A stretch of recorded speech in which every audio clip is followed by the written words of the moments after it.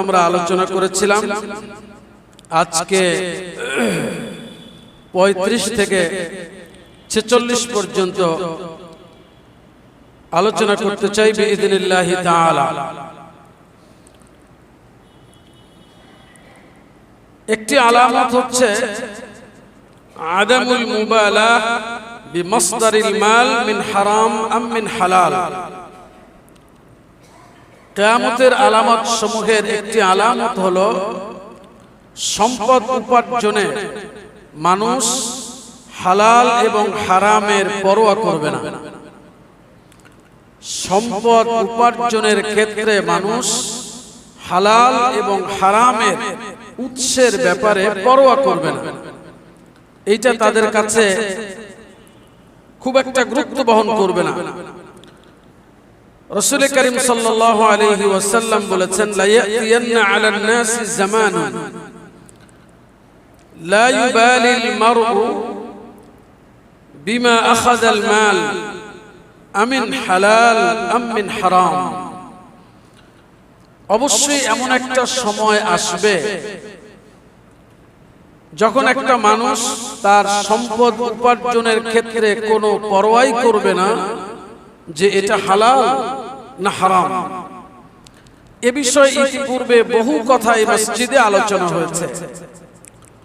আর এই যে বক্তব্যটা সম্পদ উপার্জনে হালাল হারামের পরোয়া না করা, এটার সবচেয়ে উৎকর্ষের যুগে মনে হয় আমরাই আছি। এইটা বোঝার জন্য খুব ব্যাখ্যার প্রয়োজন বর্তমান সময়ের জন্য নাই। মনে রাখতে হবে, যাকে আল্লাহ তাআলা তার উপরে ঈমান আনার সৌভাগ্য দান করেছেন, ঈমান আল্লাহর উপরে আনতে পেরেছে, এমন একজন ব্যক্তির জীবনে হারাম উপার্জনের ক্ষেত্রে শিথিলতা দেখাবার কোন সুযোগ ইসলাম তাকে দেয় নাই। যদি সে তার ঈমানকে আল্লাহর দরবারে সত্য প্রমাণ করতে চায়। কথাটা বুঝে আসছে কিনা? যে লোক আল্লাহর উপরে ঈমান আনার সৌভাগ্য লাভ করেছেন, সেই লোকটা তার জীবনে উপার্জনের ক্ষেত্রে হালাল এবং হারাম এই দুইটা রাস্তার ব্যাপারে সে কোনটা গ্রহণ করবে এই ব্যাপারে সে স্বাধীন না। তার ভালো লাগুক অথবা না লাগুক, বুঝুক অথবা না বুঝুক, তাকে হারাম উপার্জন বর্জন করতেই হবে। আর হালাল রাস্তায় তাকে উপার্জনের চেষ্টায় লেগে থাকতেই হবে, তা যত কষ্ট সাধ্যই হোক, যদি সে তার ঈমানকে আল্লাহর দরবারে প্রমাণ করতে চায়। কথাটা কি বুঝে আসছে? কোন মুমিন এই ব্যাপারে কোন ধরনের শিথিলতার আশ্রয় নেওয়ার মানে হলো সে তার নিজের সঙ্গে নিজে প্রতারণা করছে, সে তার ঈমানের সাথে নিজেই বিদ্রূপ আচরণ করছে, ঈমানের সাথে সে শত্রুতামূলক আচরণ করছে, সে নিজের সঙ্গে নিজে চূড়ান্তভাবে বিদ্রোহ করছে। এটা একজন মুমিন করতে পারে না। রাসূল করিম সাল্লাল্লাহু আলাইহি ওয়াসাল্লাম বললেন, ইয়া আইয়ুহান নাস ইন্নাল্লাহা তাইয়্যিবুন লা ইয়াকবালু ইল্লা তাইয়্যিবা। হে মানুষ সকল শোনো, আল্লাহ তাআলা পবিত্র, আর তিনি পবিত্রতা ছাড়া কিছুই গ্রহণ করেন না। শোনো, ওয়া ইন্নাল্লাহা আমারাল মুমিনিনা বিমা আমারা বিহিল মুরসালিন। তিনি মুমিনদেরকে এই ব্যাপারে নবী এবং রাসূলদেরকে যে নির্দেশ দিয়েছেন কে? হে মানুষরা শোনো, এই যে হালাল খাদ্যের ব্যাপারে আল্লাহ তাআলা নবী এবং রাসূলদেরকে যে নির্দেশ দিয়েছেন, ঠিক একই নির্দেশ দিয়েছেন আল্লাহ মুমিনদেরকে। ইয়া আইয়ুহার রাসূল কুলু মিনাত তাইয়্যিবাতি ওয়া আমালু সালিহা। সূরাতুল মুমিনুন আল্লাহ রাসূল বললেন, আল্লাহ তাআলা বলেছেন, হে রাসূলগণ, তোমরা হালাল খাদ্য খাও এবং নেক আমল করো। ঠিক একই নির্দেশ সূরা বাকারায় মুমিনদেরকে আল্লাহ দিয়েছেন, ইয়া আইয়ুহাল্লাযীনা আমানু কুলু মিন তাইয়্যিবাতি মা রাযাকনাকুম ওয়াশকুরু লিল্লাহি ইন কুনতুম ইয়্যাহু তা'বুদুন। হে মুমিনরা, তোমরা আমার দেওয়া রিজিক থেকে হালালগুলো ভক্ষণ করো, আল্লাহর শুকর আদায় করো, যদি তোমরা শুধুমাত্র আল্লাহর গোলাম হয়ে থাকো। প্রিয় ভাই সব, এরপরে হাদিসের শেষ অংশে আল্লাহ রাসূল বললেন যে কিছু মানুষ যার চেহারার মধ্যে ধুলা মলিন হয়ে আছে, ক্লান্তির ছাপ, দীর্ঘ সময় সফর করেছে, আল্লাহর কাছে আকাশের দিকে হাত তুলে প্রসারিত করে বারবার বলছে ইয়া রাব ইয়া রাব, মানে আল্লাহর কাছে সে দোয়া করছে, বারবার লম্বা লম্বা দোয়া করছে। আল্লাহ রাসূল বলেন এই দোয়া কেমনে কবুল হবে? ওয়া মাতআমুহু হারাম ওয়া মাশরাবুহু হারাম ওয়া মালবাসুহু হারাম, তার খাদ্যটা হারাম, সে যা পান করে সেটা হারাম, সে যা পরিধান করে সেটাও হারাম। এই লোকের দোয়া কেমনে কবুল হবে? অর্থাৎ এই ব্যক্তির দোয়া কবুল হওয়ার কোনো সম্ভাবনা নাই। কথা কি বুঝে আসছে ভাইরা? সুতরাং আমরা যে জমানাটায় বাস করছি, এখানে অমুসলিম সম্প্রদায়ের কথা আলোচনার কোনো প্রয়োজনই নেই। যারা আমরা মুসলিম দাবি করি, সেই দাবি করা মুসলিম অধ্যুষিত জনপদের চিত্র যদি কারো চোখ অন্ধ না হয়ে থাকে আর বোঝার জ্ঞানটা যদি পুরোপুরি লোপ পেয়ে না থাকে, ভালো আর মন্দকে পার্থক্য করতে পারে এমন যে কোনো মানুষ আমাদের এই সমাজের দিকে তাকালে প্রত্যেকটা জায়গায় নজর দিলে দেখতে পাবে যে মানুষ তার ঈমানের সাথে তার যে কাজের পরিচয় থাকার দরকার ছিল এর সাথে সামান্য সম্পর্ক আছে, এই সংখ্যাটা খুব কম। আমি কি বাড়ায় বললাম? কিন্তু আফসোস, এই মানুষগুলি জানে না সে তার নিজের সাথে যেই দুশ্মনী করছে এই দুশ্মনীর ভয়াবহতা কত। সে শুধু বুঝতে পেরেছে টাকা হলেই সুখ পাওয়া যায়। প্রিয় ভাই সব, মূল কথা বলি, এই বিষয়ে আগে অনেক আলোচনা হয়েছে আমার এবং আপনাদের জন্য। দেখুন, সুখের উপকরণ আর সুখ এক জিনিস না। আবার বলি, শান্তির উপকরণ আর শান্তি এই দুটো এক জিনিস না। এই ফ্যান ঘুরছে, এটা স্বস্তি পাওয়ার, ভালো লাগার, সুখ পাওয়ার একটা উপকরণ, কিন্তু এই ফ্যান আমাকে সুখ দিতে পারে না। খাবার নিঃসন্দেহে জীবনের একটা অবিচ্ছেদ্য অংশ, লাগবেই। খাবার খেলে আমরা আমাদের ভালো লাগবে, সুস্থ থাকবো। খাবার উপকরণ, কিন্তু খাবারের শক্তি নাই আমার ভেতরে সুখ দেবার। তাহলে সুখের উপকরণ আর সুখ এক জিনিস না। সুখের উপকরণ থেকে সুখ আসে তখন যখন যিনি সুখের উপকরণ দিয়েছেন সেই রবের হুকুম মেনে সুখের উপকরণগুলোকে বান্দা সংগ্রহ করবে। কথা কি বুঝে আসছে? আপনি আল্লাহর বিধানকে উপেক্ষা করে কোটি কোটি টাকার মালিক হয়ে যেতে পারেন, কিন্তু আপনার জীবনের শান্তি আপনি নিজে নিয়ে আসতে পারবেন এই ক্ষমতা আল্লাহ তাআলা আপনাকে আমাকে দেন নাই। কথা কি বুঝে আসছে? আপনি কোটি কোটি টাকা কামাবেন, আপনি মনে করবেন পৃথিবীটাকে জান্নাত বানিয়ে ফেলেছেন। শুধু আপনার ঘরের মধ্যে আপনার এক স্ত্রী অথবা কোনো সন্তান অথবা অন্য কোনো কেউ আপনাকে এমন পেইন দিবে যে পৃথিবীটা আপনার কাছে মনে হবে জাহান্নামের আগুন। তাহলে বুঝে গেল অর্থ মানে জীবন অর্থবহ না। অর্থ যদি রবের হুকুম অনুযায়ী হয় এবং রবের হুকুম অনুযায়ী ব্যয় হয়, তাহলে আপনার জীবনটা ঠিকই সত্যিকার অর্থই অর্থবহ হতে পারে, অর্থবহ হতে পারে। তা না হলে আপনার জীবন এই অর্থই আপনার অনর্থের মূল হয়ে যেতে পারে। কথাটা কি বুঝে আসছে ভাইয়েরা? আল্লাহ তাআলা সত্যকে উপলব্ধি করার তৌফিক দান করুন। এই পয়েন্টটা একটু বেশি বললাম, জরুরি ছিল। দেখি কি বুঝলেন। মুমিনের জন্য হালাল উপার্জন বাধ্যতামূলক না ঐচ্ছিক? হারাম থেকে বেঁচে থাকা তার জন্য কি নফল? যদি সে নিজেকে তার ঈমান নিয়ে আল্লাহর দরবারে পৌঁছাতে চায়, প্রমাণ করতে চায়, সেজন্য সতর্ক হয়ে যায়। এটা কোনো সাধারণ বিষয় নয়। আল্লাহ তাআলা আমাদেরকে সত্যিকার অর্থে মুমিন হওয়ার তৌফিক দান করুন। 36 থেকে 45 আন ইত্তাখাদাল ফাইউ দুওয়ালান। ফাই নামক সম্পদকে, ফাই হচ্ছে যুদ্ধলব্ধ সম্পদ, এমন যুদ্ধলব্ধ সম্পদ যেটা সরাসরি কোনো যুদ্ধ করতে হয়নি। এই সম্পদগুলোকে রাষ্ট্রীয় উচ্চ শ্রেণীর লোকেরা কুক্ষিগত করে ফেলবে, নিজেদের মনে করবে। 37 আন তাকুনাল আমানাতু মাগনামান। আমানতকে মানুষ খরচের বস্তু জ্ঞান করবে। কেউ আমানত রাখলো, এটাকে সে ভেঙে ফেলবে, ঠিক আছে দিয়ে দেব না, কিন্তু এটা জায়েজ? বুঝুন কথাগুলি। আপনার কাছে কেউ এসে 10,000 টাকা রেখেছে, যে এই মানুষটার কাছে রাখলে আমার টাকাটা ঠিক থাকবে,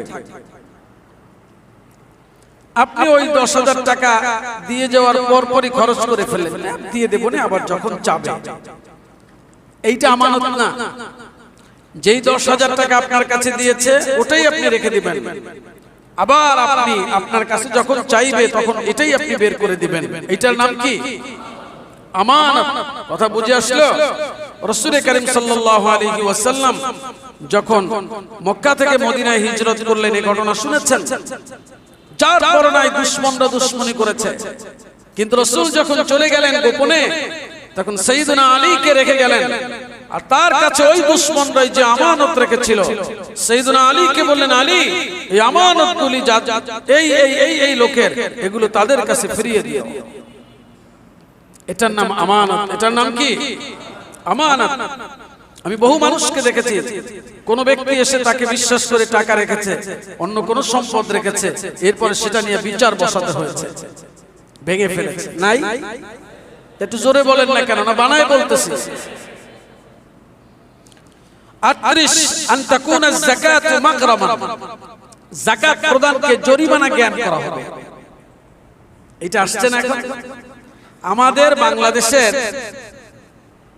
আমরা যারা মুসলিম, এই মুসলিম জনগোষ্ঠীর মধ্যে যাকাত ফরজ হয়েছে এর যে সংখ্যাটা, তারা যদি ইসলামের নিয়ম অনুযায়ী যাকাত দেয়, বিশ্বাস করুন 5 বছরের মধ্যে শুধু যাকাতের অর্থ দিয়ে বাংলাদেশের দরিদ্রতাটাকে প্রায় শূন্যের কোঠায় নামিয়ে আনা সম্ভব। কিন্তু আফসোস, আমরা ইসলামকে নিয়েছি আমাদের মতো করে, প্রবৃত্তি যেভাবে গ্রহণ করে সেইভাবে। দেখবেন রমজান মাস আসলে যাকাতের শাড়ি লুঙ্গি বলে, ইয়াদ বিল্লাহ। ইসলাম কোথায় বলেছে যে যাকাতের শাড়ি লুঙ্গি নামে আলাদা কিছু আছে? দোকানে দেখবেন লম্বা করে টানানো আছে, এখানে যাকাতের শাড়ি লুঙ্গি পাওয়া যায়, আছে না? তার মানে হলো সবথেকে নিম্ন মানের যেই যা কাপড়গুলি, এইগুলো কিনে গরিবদেরকে দেবে। তাহলে আল্লাহ তাআলা বলেছেন, লান তানালুল বিররা হাত্তা তুনফিকু মিম্মা তুহিব্বুন। তুই ততক্ষণ পর্যন্ত কিছুতেই পুণ্য পাবি না যতক্ষণ না পর্যন্ত তোর প্রিয় বস্তু থেকে আল্লাহর পথে ব্যয় করবা। তাহলে যাকাত এটা একটা দৃশ্য, অনেক লম্বা কথা। তো যাকাতের বহু ব্যক্তি আছে, ধরুন 10 লক্ষ টাকা যাকাত হয়েছে, সে 2 লক্ষ টাকার ওই শাড়ি কিনে এরপরে নির্বাচন করবে। এজন্য নির্বাচনী এরিয়ায় গিয়া ওই রকম লঙ্গি টঙ্গি দেওয়ার জন্য নিজ এলাকায় এসে খবর দিয়েছে অমুক দিন যাকাত দেওয়া হবে। 200 টাকার একখান লঙ্গি, 200 টাকার একখান শাড়ি লাইন ধরে নেওয়ার জন্য গরিবরা দাঁড়িয়েছে, এবং সেখানে একটা পর্যায়ে এসে এমন পরিস্থিতি সৃষ্টি হয়েছে যে পায়ের তলে পড়েও কেউ মারা যাচ্ছে। হইছে ধরেন 10 লাখ, দিছে কত? আরে কথা বলেন বুঝে থাকলে, হয়েছে কত? দিল কত? আন তাকুনা যাকাত মাগরামান। এই লোকটা যাকাত দিয়েছে জরিমানার মতো করে। মনে রাখতে হবে, যাকাত যখন হয়ে যায় তখন আমার সম্পদের যাকাতের অংশের মালিক আমি নই, এই টাকা আমার কাছে থাকা মানে আমার সম্পদকে আমি হারাম করে ফেলেছি। 39 তুআল্লিমাল ইলম লিগাইরিল্লাহ, ধর্ম বিবর্জিত শিক্ষার প্রচলন হবে। এটি আমাদের কাছে এখন সূর্যের আলোর মতো পরিষ্কার। মুসলিম সমাজের লোকেরা তারা তাদের সন্তানদেরকে ধর্ম শিক্ষার বিষয়টাকে মনে করে এটা অপশনাল বিষয়, এটা ধর্ম পালন করবে তাই কিছু থাকা দরকার, এটা বুড়ো বয়সে এসে হুজুরদের কাছে গিয়ে শিখে নিলেও চলবে।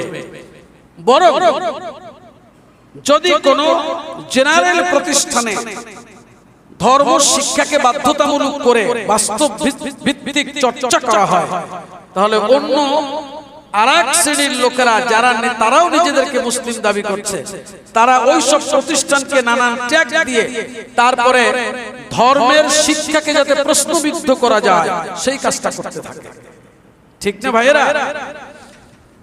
কারণ তারা মনে করে আসলে এই ধর্ম শিক্ষাটা এটা ব্যক্তিগত ব্যাপার, যখন তখন কিছু করে নিলেই হলো, বলে ইয়াজু বিল্লাহ। কিন্তু মুসলিম ব্যক্তি তার সন্তানকে সর্বপ্রথম যে শিক্ষাটা দিবেন সেটা কিসের শিক্ষা?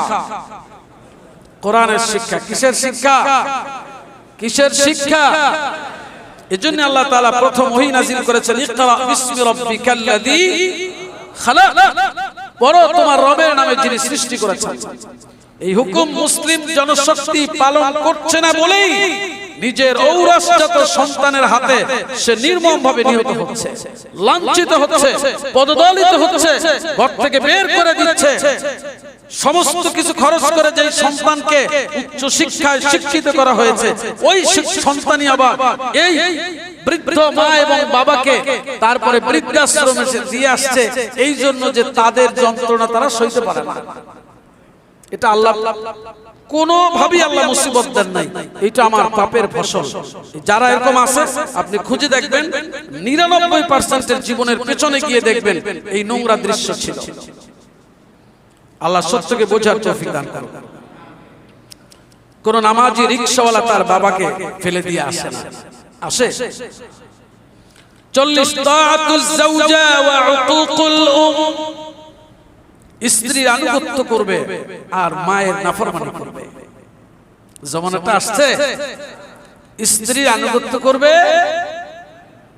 মায়ের নাফরমানি করবে, স্ত্রীর কথায় মায়ের গায়ে হাত তুলবে, মা হয়ে যাবে স্ত্রীর কাছে একজন দাসীর মর্যাদা, অসহায় এক প্রাণী হয়ে গেছে। এখন বহু সংসারের মধ্যে বাইরে থেকে দেখলে তো মনে হয় যেন রাজার হালতে আছে, বলতে পারে না মানিজ্যতের ভয়ে, কিন্তু ভিতরের দৃশ্য হলো করুণ দৃশ্য, দেখলে আতকে উঠতে হয়। 41 ইদনাউল আসদিকা ওয়া ইকসাউল আবা, পিতাকে দূরে ঠেলে দিয়ে বন্ধু বান্ধবকে নিকটবর্তী করবে, পিতাকে দূরে ঠেলে দেবে, বন্ধু বান্ধবকে।